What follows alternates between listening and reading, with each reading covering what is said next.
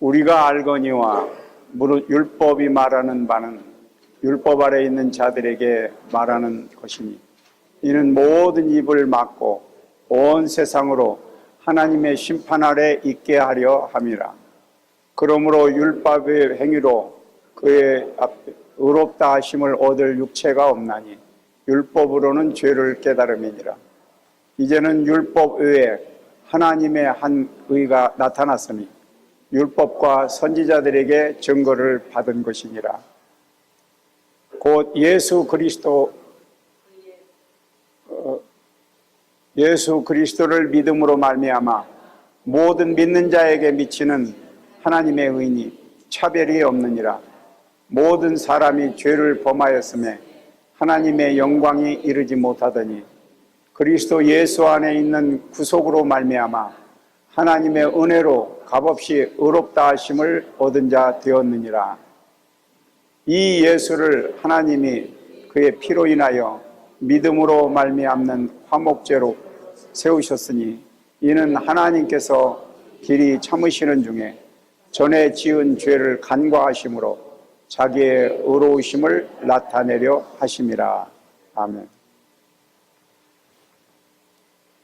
우리가 신앙생활 하는 것은 여러 가지 이유가 있겠지만 결국 마지막에 가서는 우리가 천국에 가야 되는 그런 문제. 만일 신앙생활을 열심히 했는데도 불구하고 천국에 가지 못했다.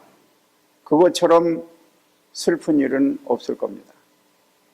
왜냐하면 지금 우리가 살고 있는 이 세상은 잠깐 지나가는 나그네와 같은 시기라고 성경에서 말씀하고 있기 때문에 지금의 우리 삶과 영생의 삶과는 비교가 할 수 없기 때문에 그렇습니다. 천국에 가는 조건은 구원을 받아야 하는데 어떻게 구원을 받아야 하느냐. 이 문제를 구약시대와 신약시대 이 두 가지로 나눠서 생각해 볼 수가 있어요. 왜냐하면 구약시대는 모세를 통해서 하나님께서 율법을 주셨고 신약시대는 예수 그리스도께서 직접 오셔서 말씀을 하셨어요.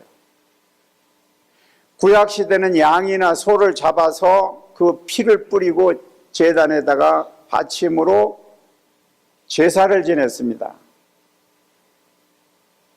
그 모든 내용들이 한마디로 말하면 율법이라고 하는 것으로 규정이 되는데 율법을 잘 행하면 구원을 받을 수 있다. 그래서 율법과 믿음, 이것은 하나님께로 향해서 나아가는 동일선상에 있는 겁니다. 그러면 로마서에서 말씀하고 있는 율법의 세 가지가 있어요.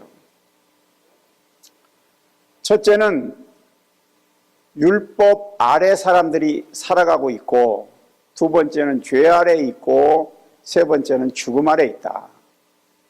그래서 로마서에서는 이 구원이라고 하는 개념이 율법과 죄와 죽음으로부터 해방되어야 구원을 받는다, 이렇게 말합니다. 그런데 이 율법이라고 하는 것은 조건이 항상 붙어 있어요. 하나님 앞에서는 율법을 듣는 자가 의로운 것이 아니고 율법을 행하는 자라야 의롭다 그랬습니다. 그러면 율법이라고 하는 것이 도대체 뭐냐? 율법을 보면은 두 가지가 있는데, 한 가지는 제사를 어떻게 지내야 되는지에 대한 제사법이 있고, 또 하나는 십계명을 중심으로 한 도덕법이 있어요. 레위기에 보면은 제사를 어떻게 지내야 된다는 것을 자세하게 설명합니다. 그래서 거기에 5가지 제사법이 있고 7가지 절기에 대해서 말씀을 합니다. 레위기에서 어떻게 해야 되느냐는 문제를 자세하게 우리에게 말씀해 줘요. 또 신명기에서는 십계명을 중심으로 한 도덕법을 어떻게 지켜야 되느냐, 그 말씀을 자세하게 말씀하고 있습니다. 신약시대에 언급된 율법에는 의식법이 포함되지 않습니다. 왜냐하면 예수 그리스도께서 이 땅에 오셔서 자기 자신이 희생함으로 말미암아 모든 것을 다 이루었기 때문에 이제는 신약시대에 와서 의식법이 폐지되었어요. 그래서 이제 더 이상 우리는 구약시대 때 제사 지내던 그런 것을 할 필요가 없어진 겁니다. 히브리서 7장에 보면은 저가 대제사장들이 먼저 자기 죄를 위하여 위하고 다음에는 백성의 죄를 위하여 날마다 제사를 드리는 것과 같이 할 필요가 없으니 이는 저가 단번에 자기를 드려 이루셨습니다. 그랬어요. 구약시대 때는 매일같이 양을 잡아서 소를 잡아서 계속해서 피를 뿌리고 제사를 지내야 돼요. 그래야 우리의 죄가 사해지는 거예요. 근데 신약시대 때는 예수님께서 십자가상에서 단 한 번 죽으심으로 말미암아 모든 것이 다 끝이 난 거예요. 모세가 강조한 십계명을 중심으로 한 이 도덕법이 우리에게는 영구불멸의 항존법이 되었습니다. 신약시대라고 해서 십계명을 무시해서는 안 된다는 거예요. 그러면 신약시대의 예수를 믿으면 구원을 받는다고 말하는데, 그렇다면 뭐 율법이 우리에게 필요하냐 라고 반문할 수가 있습니다. 로마서 3장에 보면은 그런즉 우리가 믿음으로 말미암아 율법을 폐하느뇨? 그럴 수 없느니라. 도리어 율법을 굳게 세우느니라 그랬어요. 십계명 중 하나라도 버리면 안 된다는 거예요. 이것이 바로 성도들이 지켜야 할 도덕법이기 때문에 이스라엘 백성들이 포로가 되어 망한 이유는 율법을 무시했기 때문입니다. 이스라엘 백성들이 우상 섬겼지요. 도둑질, 부모 섬기는 일을 안 했지요. 여러 가지 도덕법에 관계되는 내용들을 안 했어요.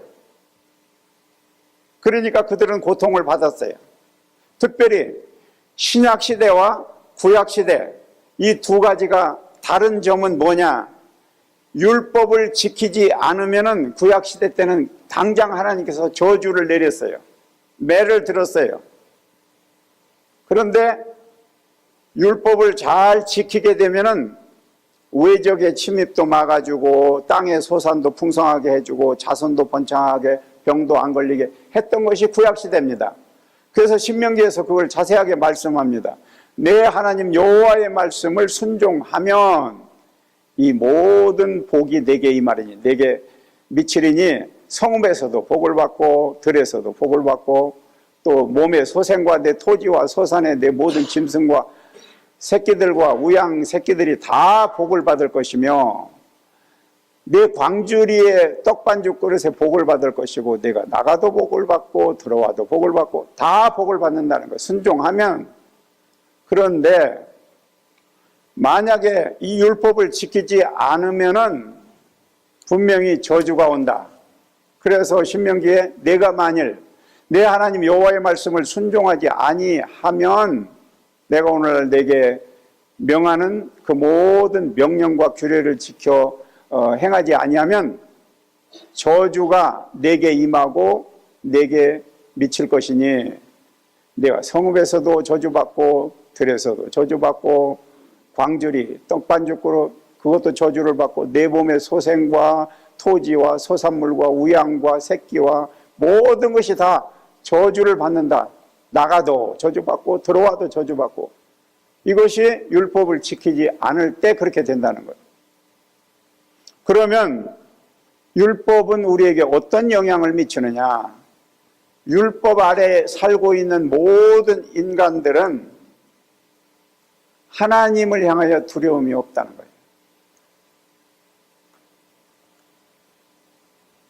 경건이라고 하는 말은 하나님, God이라고 하는 그 단어에다가 ly를 붙여서 합해 놓은 것이 경건이에요. 그러니까 경건이나 거룩이나 이런 걸 보면 하나님 앞에서 살아가는 모습이에요. 그것이 경건이에요. 그런데 사람들은 하나님과 관계없는 삶을 많이 산다는 거예요. 율법은 인간을 하나님 앞에서 심판하는 건데, 로마서에 보면은 우리가 알거니와 무릇 율법이 말하는 바는 율법 아래 있는 자들에게 말하는 것이니 이는 모든 입을 막고 온 세상으로 하나님의 심판 아래 있게 하려 함이라. 이게 율법이라는 거예요. 심판은 공의로우신 하나님이 자기 자신의 주권에 의해서 행하는 행위입니다. 하나님은 심판을 하나님께서 기준을 정했어요. 그래서 이 기준에 맞지 아니하면 사람들이 생각할 때 나는 정말 착한 일을 한다라고 생각하더라도 하나님의 기준에서 벗어나는 거예요. 인간이 아무리 노력해서 의롭게 되려고 해도 하나님의 기준에 맞지 아니하면은 아닌 거예요. 그리고 율법은 보면은 스스로 속이지 말라. 하나님은 만홀히 여김을 받지 아니하시나니 사람이 무엇으로 심든지 그대로 거둔다 그랬어요. 율법에서 세 가지 역할이 있는데, 첫째는 교사의 역할이 있어요. 이게 뭐냐면 옛날에는 부잣집에 종들이 많습니다. 종들 중에 똑똑한 종이 주인집 아들을 가리키는 거예요. 그래서 그 가리키는 사람을 성경에서는 뭐라고 하느냐면 몽학선생이라는 말을 써요. 그래서 갈라디아서에 보면은 율법이 우리를 그리스도에게로 인도하는 몽학선생이다 이렇게 말합니다. 그리고 두 번째는 죄를 깨닫게 하는데, 로마서 3장 20절에서 율법으로는 죄를 깨달음이니라 그랬어요. 인간들에게 하나님께서 선한 양심을 주어서 모든 것을 깨닫게 하는데, 아담이 죄를 범하고 난 다음에는 인간 스스로 깨달을 수 있는 능력이 상실된 겁니다. 요즘 젊은 아이들 봐요. 엄청난 죄악의 길을 갑니다. 사람을 죽이고도 왜 죽였냐 그러면은 그냥 하고 싶어서. 양심에 꺼리낌이 없어요. 얼마나 미국에서 총기 사고가 많이 일어납니까? 양심이 없어요. 부끄럽지 않아요. 내가 무슨 죄를 졌다고. 율법은 두 가지가 있는데, 하지 말으라, 해라. 이 두 가지예요, 율법은. 율법을 통해서 내가 이것은 해서는 안 되는구나, 그거를 깨달으면 조심하게 됩니다. 그리고 세 번째는 율법은 하나님의 뜻을 알게 한다는 거예요. 그래서 율법이 없으면은 모르는 거예요. 식인종들이 사람을 잡아먹을 때 그 죄인 줄 알면 잡아먹겠어요? 그냥 잡아먹어도 그냥 아무렇지도 않은 것. 그러니까 잡아먹는 거예요. 그래서 율법이라고 하는 것은 한계가 있다는 거예요. 율법은 하나님께서 만든 법이기 때문에 조금도 오류가 없어요. 그런데 왜 우리가 율법을 못 지키냐? 율법이 잘못되었기 때문에 그런 게 아니라 우리가 죄성을 가지고 있기 때문에 그렇습니다. 그 죄성을 완전히 버려야만 우리는 하나님의 법을 잘 지킬 수 있는 능력이 있게 되는 겁니다. 이스라엘 백성들이 가나안 땅에 들어가면은 율법을 잘 지켜야 된다 그랬어요, 여호수아가. 그러니까 백성들이 우리가 잘 지키겠습니다. 그러니까 뭐라고 하냐면 너네는 못 지킨다. 왜? 사람들 마음은 아침 저녁으로 변하잖아요. 내가 하려고 결심을 했다가도 금방 잊어버리고 못하는 것이 사람의 마음이에요. 그러니까 너희들이 입으로는 지금 지킨다고 그러지만 절대 못 지킨다. 믿음이 좋다고 하는 바울도 자기 속에 엄청난 고통이 있었죠. 자기 속에 잘 하려고 하는 그런 마음과 잘못하려고 하는 마음 두 가지 때문에 고통스러웠어요. 그래서 이스라엘 백성들은 항상 고통에 살아가는 거예요.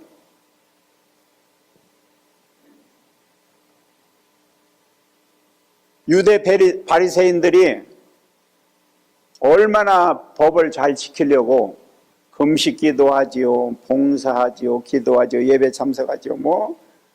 아주 철저하게 합니다. 성경도 달달달달 외워야 되고. 그런데 예수님께서 뭐라고 그랬어요?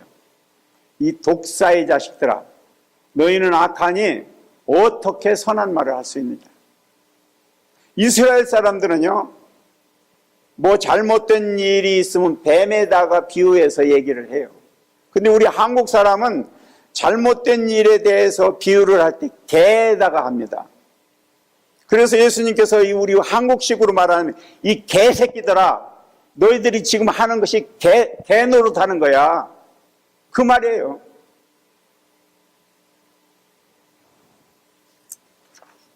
바리새인들은 율법을 지키려고 열심히 살았지만 그들은 잘못된 길을 걷고 있었어요. 율법을 행할 수 없는 인간들, 아무리 애써도 어느 것 하나 제대로 지키지 못하는 인간들, 여기에 대해서 성경은 어떻게 얘기하느냐? 로마서에 보면은 기록한 바 의인은 없나니 하나도 없다. 그러면서 인간들의 그 부패한 모습들을 낱낱이 얘기를 하는데, 인간이라고 하는 존재가 영적인, 정신적인 모든 것이 다 망가졌다는 거예요. 왜? 죄 때문에. 그래서 세 가지를 말씀을 하는데, 첫째로는 깨닫는 자가 하나도 없다. 말하자면 주제 파악도 못하는 인간들이라는 거예요. 둘째는 하나님을 찾는 자도 없다. 셋째는 다 치우쳐졌다. 결국은 선을 행하는 사람을 찾아볼 수가 없다는 거예요. 본문이 주는 이 첫 번째 말씀, 율법은 한계가 있어서 구원의 능력을 얻을 수가 없다는 거예요. 그래서 20절에도 보면 그러므로 율법의 행위로는 의롭다 얻을 사람이 아무도 없다. 의는 우리의 죄가 다 없어져 버리고 구원이 우리에게 임하는 거예요.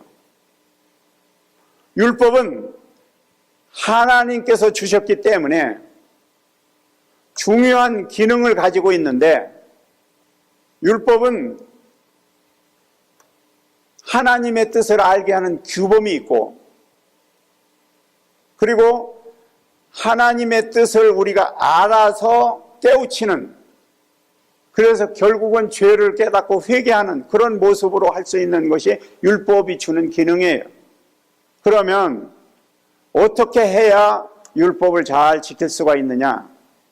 인간이 실패하는 현장에 하나님의 은혜가 찾아와야 됩니다. 너희 힘으로는 안 된다. 열심 가지고 안 된다. 하나님께서 그 실패한 인생에게 찾아오셔서 손을 잡고 내가 너를 이끌어 주마. 나의 은혜로 살아라. 율법의 내용을 잘 알아야, 내가 이렇게 살면 안 되는구나. 정말 이것을 고쳐서 이렇게 살아야 되겠구나. 그것을 하나님의 은혜로 깨닫게 되는 거예요. 그러니까 결국은 자기가 뭐를 하다가 엎드려서 하나님, 나 이거 못하네요. 나 이거 할 능력이 없네요. 이것을 모르면 교만하게 살 수밖에 없는 거예요. 율법이라고 하는 것은 또 자기의 무능함을 발견하게 해가지고 절대적인 그 복종, 하나님의 말씀은 세상 없어도 어길 수가 없는 거야. 내가 아무리 열심히 뭐를 다 한다 할지라도 하나님의 말씀 앞에는 그냥 엎드리는 거예요. 그래서 독생자 예수 그리스도를 이 땅에 보내셔서 희생을 당하게 하신 거예요. 그래서 우리에게는 그 다음에 오는 것이 믿음이라는 거죠. 율법으로 되지 않으니까 믿음으로 해결을 받아야 돼요. 로마서 1장 17절에 보면은 복음에는 하나님의 의가 나타나서 믿음으로 믿음에 이르게 하나니 기록된 바 오직 의인은 믿음으로 말미암아 살리라. 우리가 천국에 들어가기 위해서 필요한 것은 뭐 선행을 하고 뭐 재물을 가지고 뭐 가난한 사람 도와주고 별짓을 다 해도 그것 때문에 우리가 의로워지는 게 아니라 하나님께서 우리에게 주시는 그 의로움, 하나님의 은혜가 우리에게 덧입혀져야 돼요. 그러면 하나님의 의는 어떻게 얻을 수 있냐? 죄를 회개하고 예수를 믿으면 되는 거죠. 이것이 하나님께서 우리에게 주신 복음입니다. 요한복음 1장에 보면은 뭐라고 하느냐면 이는 혈통으로나 육종으로나 사람의 뜻으로 나지 아니하고 오직 하나님께로서 난 자들입니다. 세상 것 가지고는 안 된다는 거예요. 우리도 신앙생활을 하면서 성경을 많이 읽고 뭐 금식기도도 많이 하고 봉사도 많이 하고 다 좋은 거예요. 그런데 그것을 자랑을 할 수는 없어요. 우리도 신앙생활을 하면서 여러 가지 많은 일들을 하지만 우리가 세상에 나갔을 때 사업을 하면서 하나님, 내가 조금 거짓말을 하더라도 이 사업이 잘 돼가지고 돈 많이 벌으면 교회 가서 헌금 많이 할게요. 그러면서 돈 벌어가지고 교회에서 헌금을 많이 했다? 하나님 좋아하시겠어요? 불법으로 더럽게 벌은 돈은 교회에다 내지 말아라 그랬어요. 우리는 매사에 어떤 행동도 내가 좋은 대로 행동을 해요. 하나님을 이용해서라도 그럴듯하게 내가 생각하고 그렇게 하는 거예요. 이게 뭐냐? 율법으로 사는 사람들의 모습입니다.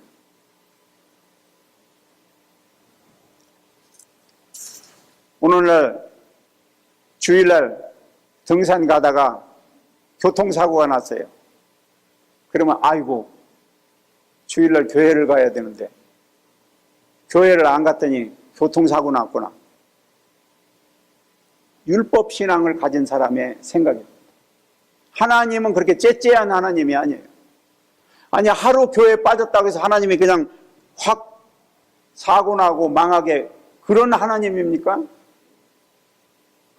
하나님이 인간을 보시고 의롭다 하시고 했던 그 유일한 그것은 예수를 믿는 것 하나 때문에 주시는 건데 예수님만이 길이요 진리요 생명이다. 다른 종교로서는 아무것도 구원을 얻을 방법이 없다. 그래서 종교 통합은 될 수가 없다고 하는 거죠. 이것 때문에. 성경에 보면 믿음 얘기할 때 대표가 누구냐? 아브라함입니다. 유대인들은 아브라함이 자기들의 믿음의 조상이라고 얘기를 해요.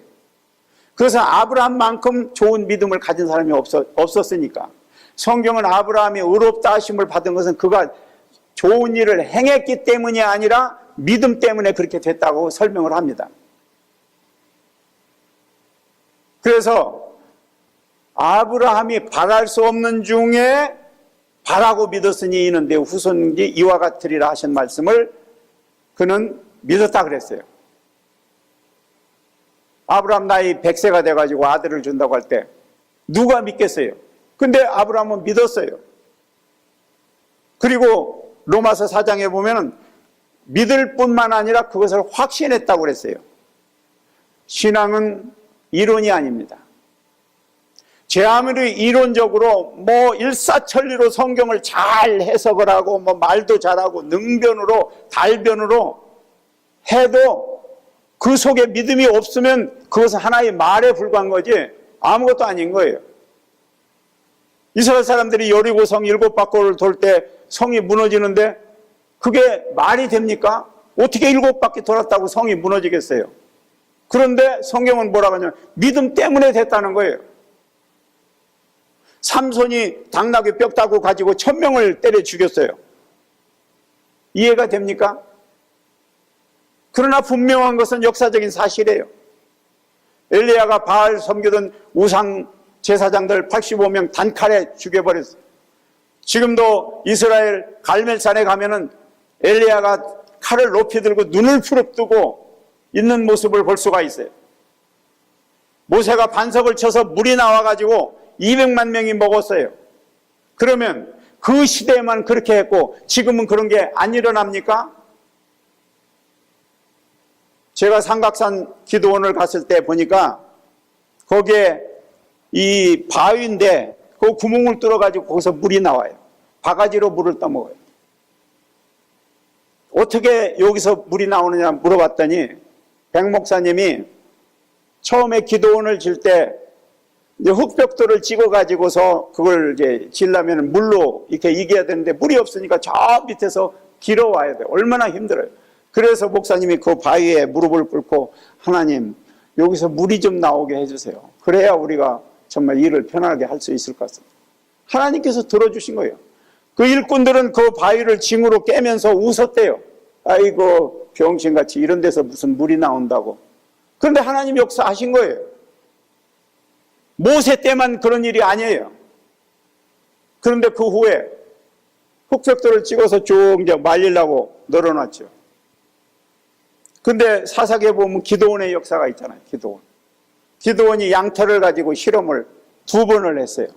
그래서 이 기도원이 이제 이 양털을 가지고 이렇게 딱 놓고서 기도하는 거예요. 하나님, 양털에만 이슬이 촉촉하게 내리고 딴 데는 하나도 오지 않게 해주세요. 그리고 그 다음날 아침에 가서 이 양털을 주워가지고 보니까 이렇게 물이 나오는 거예요. 양털에만. 그래서 기도원이 확신을 얻고 나가서 이기게 된 겁니다.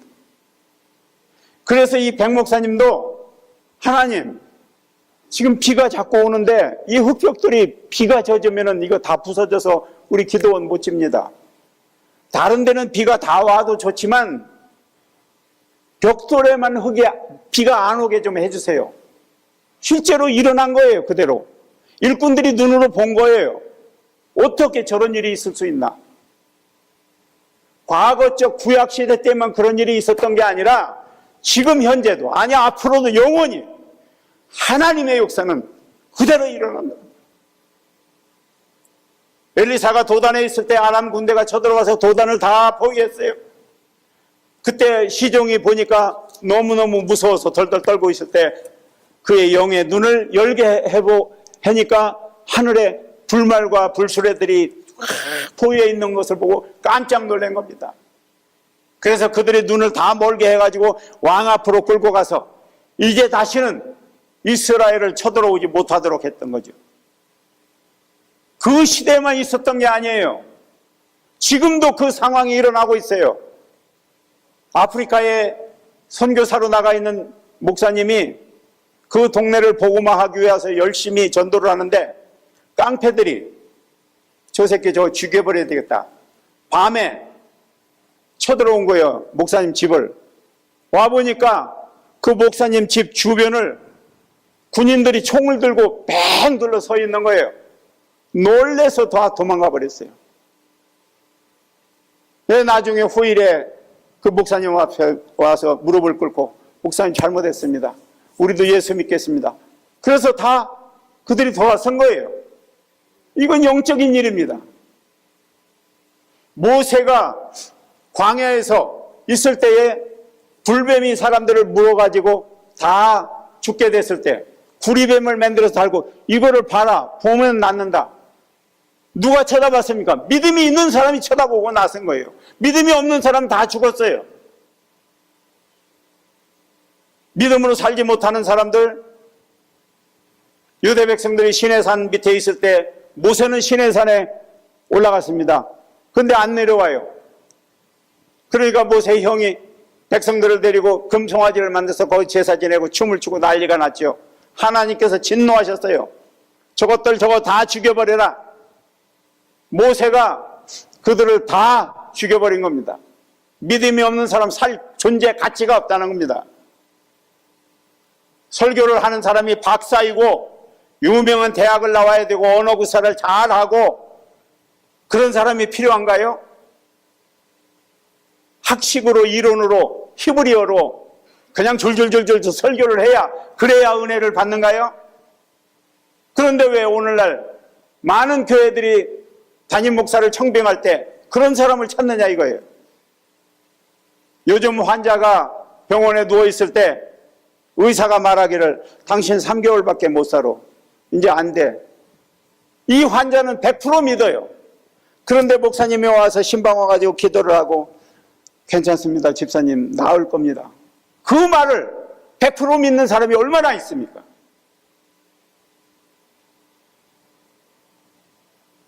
많은 사람들이 믿음을 가지고 있다고 하면서도 항상 반신반의로 오늘 우리는 우리 자신들의 모습이 어떤가를 한번 보라는 거예요. 주일날 교회를 열심히 나온다고 그게 믿음이 있는 사람입니까? 지금 주님께서 부르신다면은 아멘 하면서 그 앞에 나가서 자신 있게 주님을 만날 수 있는 준비가 우리 앞에 되어 있느냐 그 말이에요. 왜 그렇습니까? 믿음 때문에 그런 거예요.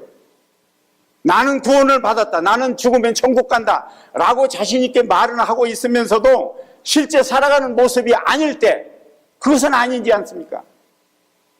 내가 나를 판단할 때는 후한 모습으로 판단합니다. 그러나 주님께서 나를 보실 때 너는 아니야. 네가 세상에서 선한 일 했다고 나그네 도와주고 뭐 교회에서 봉사하고 별짓을 다 했다고 그런데 진정 내가 너에게 말하는데 너는 나 몰라. 나에게서 떠나가라 라고 말씀을 할 때 우리 앞에는 서글픈 저주의 진노가 임하게 된다고 하는 사실입니다. 우리는 율법이 왜 필요한 것인지 믿음이 왜 우리에게 구원을 주신 것인지 그 내용을 잘 우리가 이해를 해야 됩니다. 이것을 알지 못하면 율법을 오해할 수 있기 때문에 여러분들의 신앙생활이 정말 내가 율법에 속해 있는 건지 아니면 정말 바르게 믿음을 지키고 있는 건지 그것을 잘 점검하시고 구원의 축복으로 인한 바른 신앙이 여러분들의 삶 속에 있기를 주님의 이름으로 축원을 드립니다. 기도하겠습니다. 하나님 아버지, 오늘날 세상에 많은 사람들이 신앙생활을 하고 있는데 과연 바른 믿음으로 살아가고 있는지 자신들을 바라볼 수 있기를 원합니다. 많은 사람들이 교회에 와서 좋은 일을 한다고 자기의 모든 것을 바쳐서 선행을 하고 있다고 나는 자신 있게 천국 갈 수 있다라고 자랑을 하지만 그러나 주님이 보실 때 과연 그렇습니까? 과연 그 사람이 구원받은 사람이고 과연 그 사람이 하나님 앞에 흠이 없이 살아가고 있는가?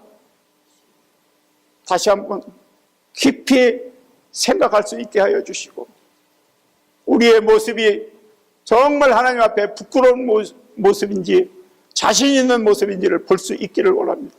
우리의 영안이 활짝 열려지기를 원합니다. 이것만이 사는 길이요. 이것만이 우리의 소망인데 왜 우리가 소망을 버리고 헛된 사회의 욕심, 권력주의, 재산 이런 것에 탐이 나서 그것에만 몰두하고 주님이 원하시는 영적인 일에 왜 이렇게 등한시하고 살아가야 됩니까? 우리의 마음을 다시 한번 채찍질하여 주셔서 깨닫게 하시고 일어서게 하시고 하늘의 소망을 가지고 살아갈 수 있는 주님의 백성들 될 수 있도록 주님 축복하여 주시옵소서. 우리 주 예수 그리스도의 이름으로 기도드리옵나이다. 아멘.